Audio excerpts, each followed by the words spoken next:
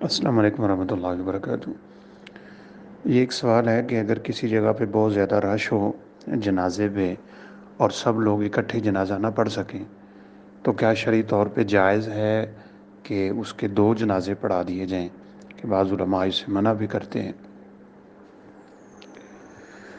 جنازے میں اصل تو یہ ہے کہ نمازوں کی طرح صف بندی یعنی درمیان میں اتنا زیادہ فاصلہ رکھنا اس کی ضرورت نہیں ہوتی ہے۔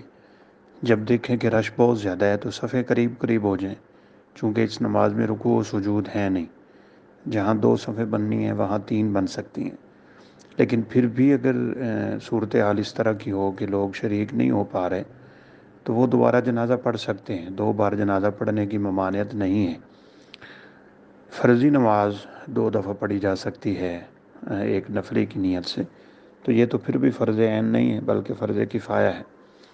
رسول اللہ صلی اللہ علیہ وسلم کے زمانے میں ایک عورت جو مسجد کی صفائی کیا کرتی تھی، صحابہ نے اس کو رات فوت ہونے کی وجہ سے آپ صلی اللہ علیہ وسلم کو بتائے بغیر دفن کر دیا تھا۔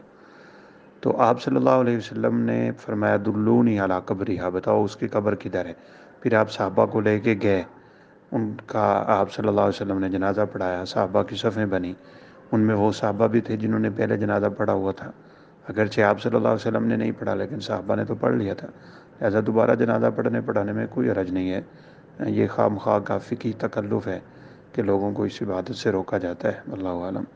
السلام علیکم ورحمۃ اللہ وبرکاتہ۔